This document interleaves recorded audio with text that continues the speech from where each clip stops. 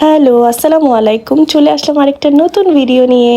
ওই দিন ফ্রেন্ডদের সাথে চলে গিয়েছিলাম ইফতারি করতে, একদম রেডি শেডি হয়ে। আমরা ইফতারি করতে চলে গিয়েছিলাম মিরপুর 12 সানসেট বিনসে। ওখানে আগে থেকে মানে আগে থেকে ওখানে টেবিল বুক করা লাগে। তো আমার ফ্রেন্ড আগে টেবিল বুক করে রেখেছিল, বাট ওখানে একটু মিসম্যানেজমেন্টের কারণে টেবিল বুকিং একটু প্রবলেম হয়েছিল। তো যাই হোক, অবশেষে আমরা একটা টেবিল পেলাম। আমরা অনেক আগে গিয়েছিলাম যাতে আমরা কিছুক্ষণ একটু আড্ডা টাড্ডা দিতে পারি।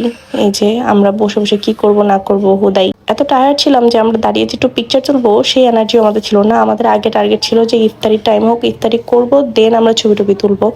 খুবই টায়ার্ড ছিলাম ওদিন, আর একটু গরমও পড়ছিল, তো তাই খারাপও লাগছিল। আর এক ফ্রেন্ড তো অফিস থেকেই ডিরেক্ট আসছে, ও টায়ার্ড ছিল অনেক। তারপর আজান দিল, আমরা ইফতারি করলাম আলহামদুলিল্লাহ। দেখতে দেখতে কতগুলো রোজা চলে গেল।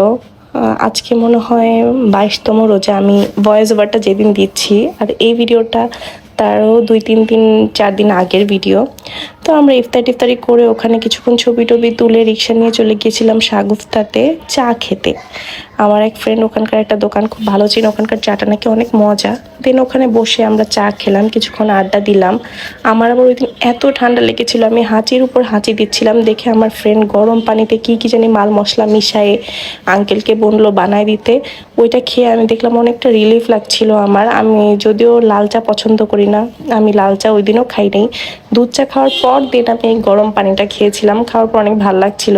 এই যে আমার ফ্রেন্ড কোণে দেখার মতো করে আমাদের জন্য চা নিয়ে আসছিল, আমরা ওকে নিয়ে মজা করতেছিলাম। দেন চাটা খেয়ে আমাদের ওই দিনের সফর শেষ করলাম।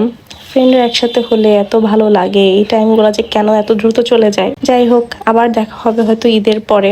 আজকের মতো আল্লাহ হাফেজ।